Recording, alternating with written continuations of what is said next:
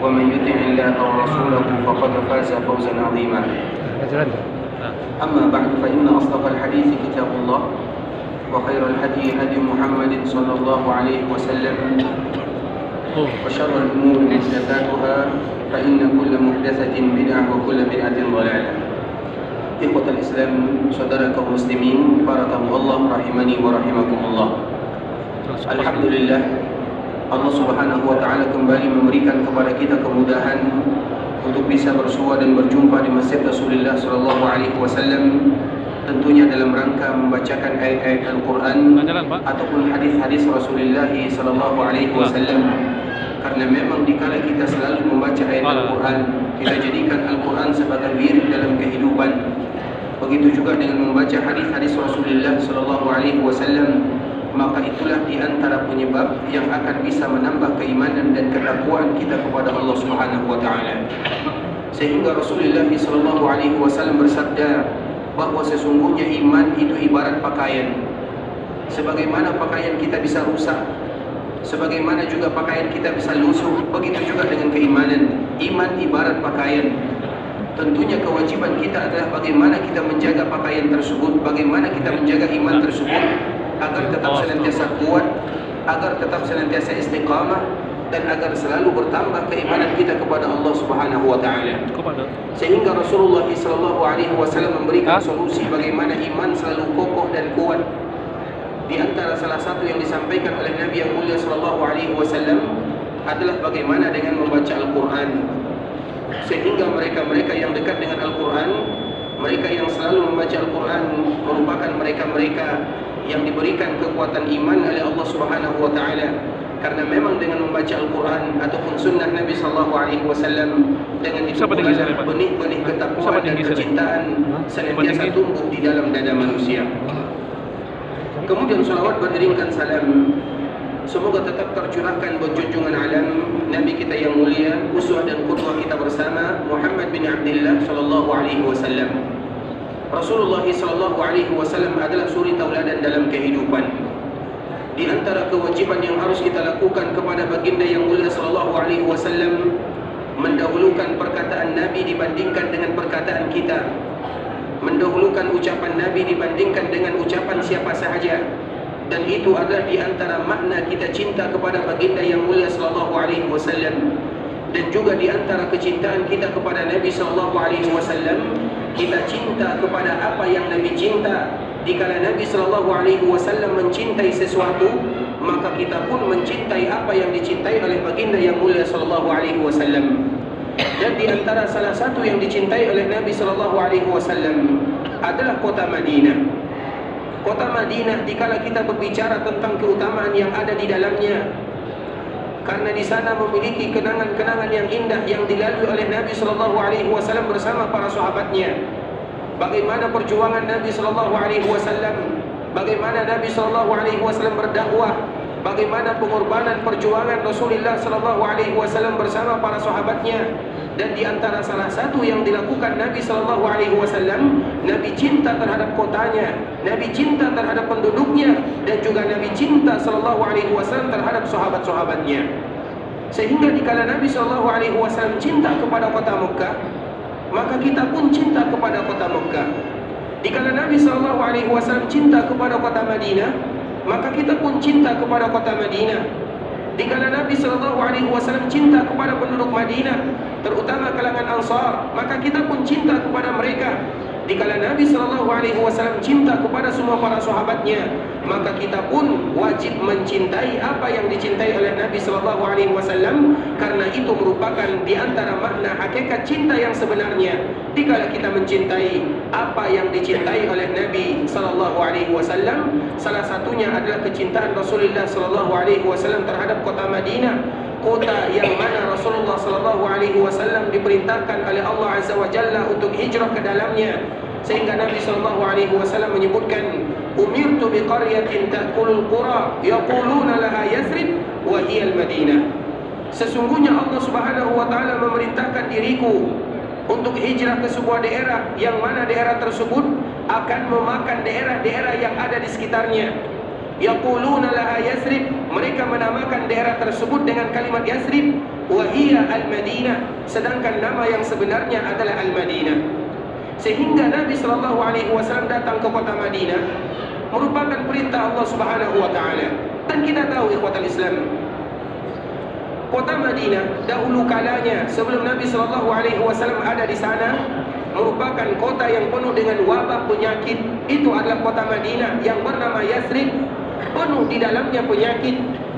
Di awal-awal para sahabat Nabi SAW hijrah ke dalamnya, dikala para sahabat hijrah dari Mekah menuju Madinah, maka mereka tidak terbiasa dengan keadaan yang ada di kota Madinah, dan banyak di antara mereka yang jatuh sakit. Bahkan sakit yang mereka rasakan bukan sakit yang sembarangan, namun betul-betul sakit yang sangat berat sekali. Abu Bakar As-Siddiq radhiyallahu taala anhu, Bilal bin Rabah radhiyallahu taala anhu, dan juga sahabat-sahabat yang lainnya. Karena memang kota Madinah adalah kota yang penuh dengan wabah dikala dia bernama Yasrib. Dan Yasrib, apa arti daripada Yasrib? Yasrib itu artinya adalah at-taubih wal malamah. Yasrib itu artinya adalah sesuatu yang tidak bagus. Makanya artinya adalah at-taubih wal malamah. Taubih itu adalah sesuatu yang tidak bagus. Sehingga kaum muslimin tidak boleh lagi menamakan kota Madinah dengan kalimat Yasrib.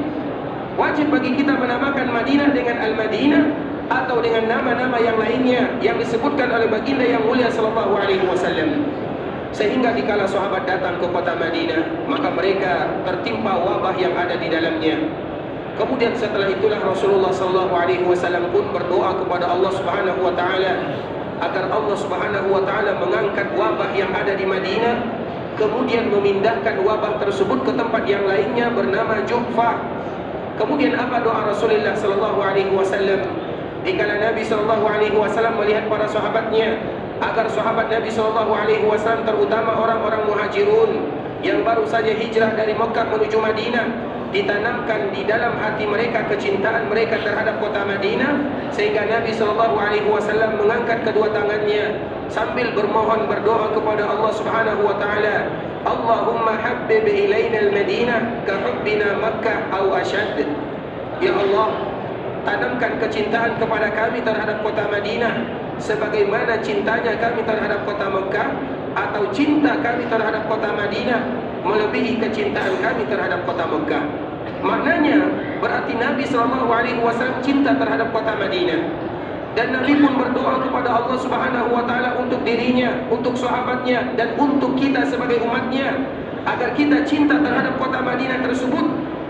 Dan Allah Subhanahu wa taala tentunya mengabulkan doa dan permintaan baginda yang mulia sallallahu alaihi wasallam, sehingga Allah Subhanahu wa taala menanamkan kecintaan di dalam jiwa dan dada baginda yang mulia, cinta terhadap kota Madinah.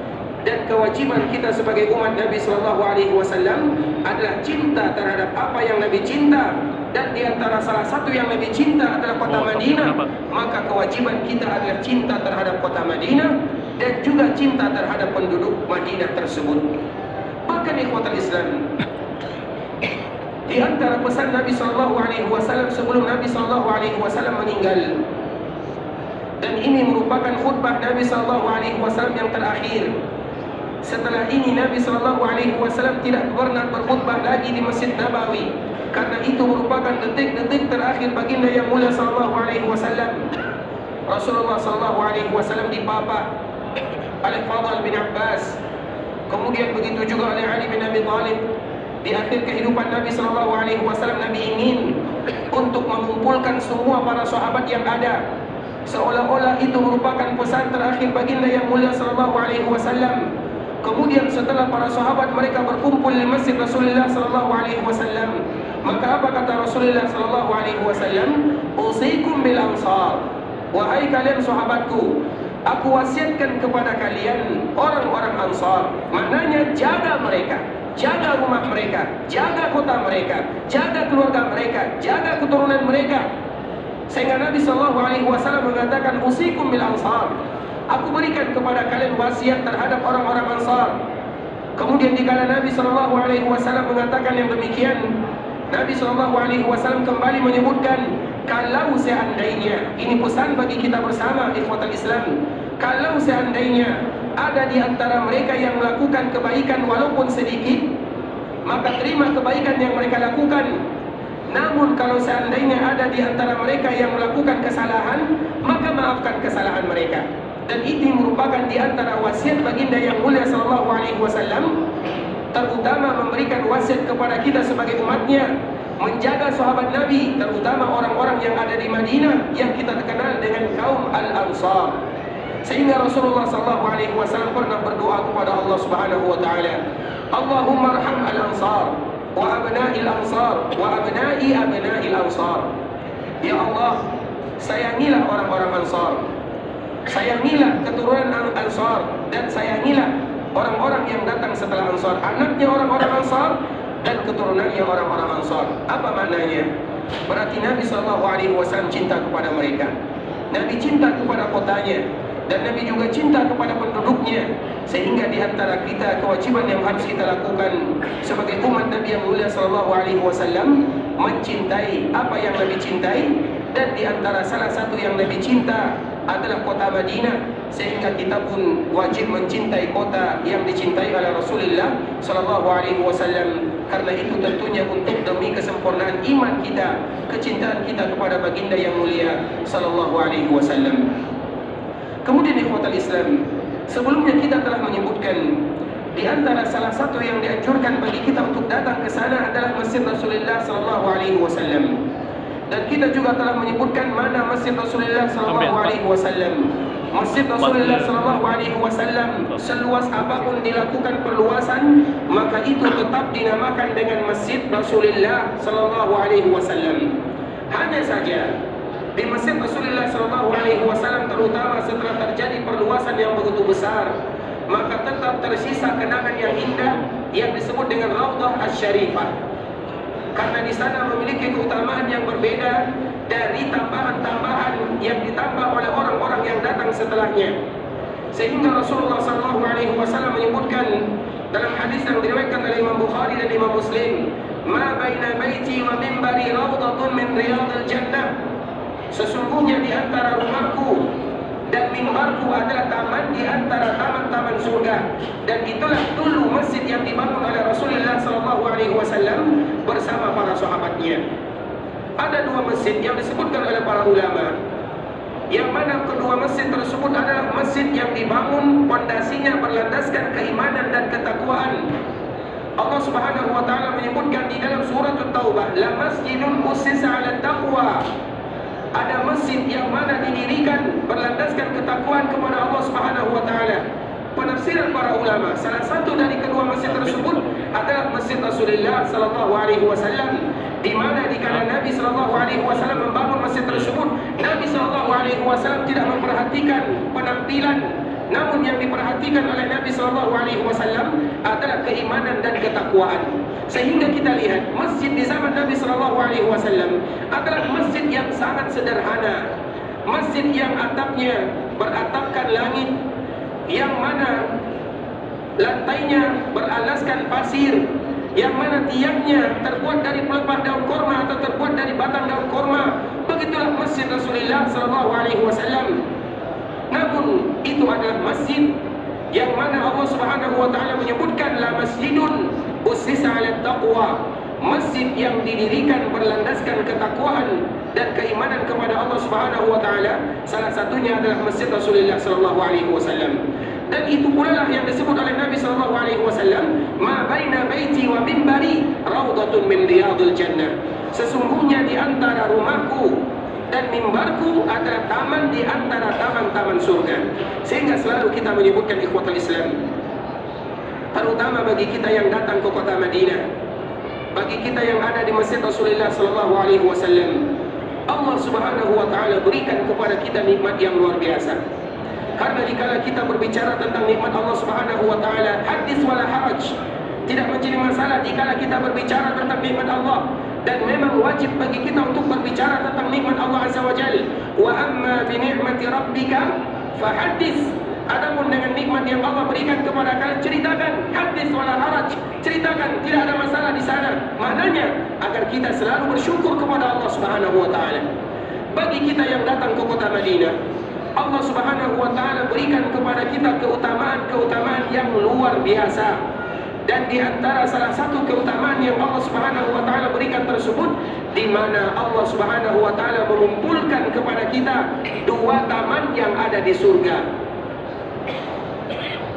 Yang pertama, ikhwatal Islam, Allah Subhanahu wa taala mudahkan bagi kita datang ke kota Madinah, di mana di kota Madinah ada taman-taman surga yang ada di dunia, yaitu Raudhah, masjid yang dulu pernah dibangun oleh baginda yang mulia sallallahu alaihi wasallam, yang disebut dengan Raudhah. Nabi menyebutkan, ma baina baiti wa minbari raudhatun min riyadil jannah.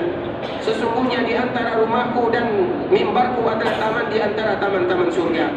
Kemudian taman surga yang ada, atau taman surga yang kedua, adalah setiap mereka yang melakukan perkumpulan, dimanapun mereka melakukan perkumpulan, terutama dikala mereka melakukan perkumpulan di masjid Rasulullah SAW, yang mana perkumpulan tersebut yang dibacakan adalah ayat Al-Quran, yang dibacakan adalah hadis Nabi SAW, maka itu juga disebut dengan taman-taman surga yang ada di dunia.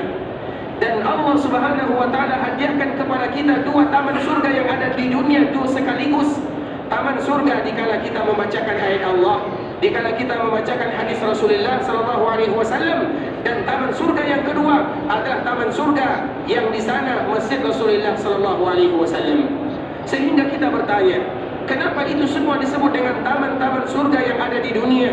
Makanya para ulama menyebutkan, ikhwatal Islam, Raudhah disebut dengan taman surga yang ada di dunia.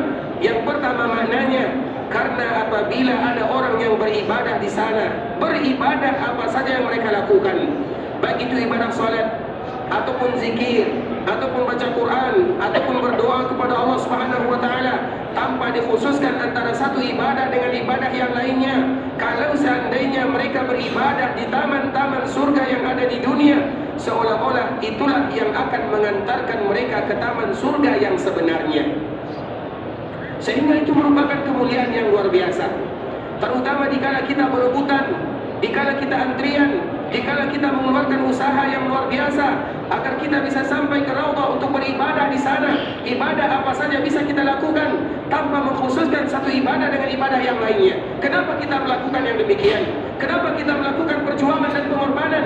Karena pahalanya juga tidak main-main, sebagaimana yang disebutkan oleh para ulama. Salah satunya adalah apabila ada di antara manusia yang mereka sampai ke Raudhah, beribadah di sana, seolah-olah dengan ibadah yang ada di Raudhah yang ada di dunia tersebut, dengan itu pula lah mereka akan bisa sampai ke Raudhah, taman surga yang ada di akhirat kelak.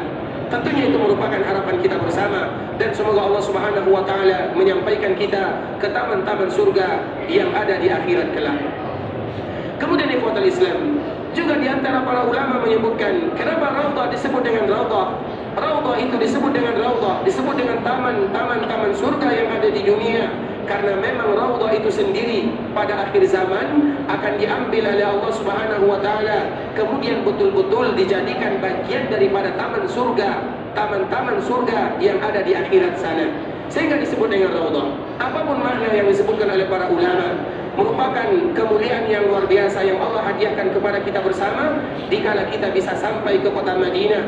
Kemudian di antara salah satu usaha yang kita lakukan adalah beribadah di taman-taman surga yang disebutkan oleh baginda yang mulia sallallahu alaihi wasallam di dalam hadisnya, ma baina baiti wa minbari raudhatun min riyadil jannah. Di antara rumahku dan mimbarku adalah taman-taman surga, dan itu merupakan taman surga yang ada di dunia. Sehingga sebahagian para ulama menyebutkan secara umum, barang siapa yang tidak merasakan keindahan beribadah di taman surga yang ada di dunia, maka sulit bagi mereka untuk mendapatkan keindahan taman surga yang ada di akhirat kelak. Sehingga dikala Allah Subhanahu wa taala berikan kepada kita kesempatan, kita manfaatkan kesempatan tersebut untuk betul-betul beribadah kepada Allah. Dan ibadah yang kita lakukan dikala kita sampai ke Raudhah bebas sifatnya. Kalau kita bisa salat, kita salat di sana. Kalau tidak bisa salat, seperti misalnya kita masuk ke Raudhah setelah sholat subuh misalnya, atau kita masuk ke Raudhah setelah asar misalnya, karena waktu ini merupakan waktu yang dilarang bagi kita untuk melakukan ibadah sholat. Namun kalau ternyata itu adalah jadwal kita masuk ke sana, maka bisa bagi kita untuk melakukan ibadah yang lainnya. beribadah di Raudhah, lakukan ibadah sepuas-puasnya. Dan dengan ibadah bukan hanya melaksanakan ibadah salat sahaja. Boleh kita salat kalau seandainya Allah mudahkan.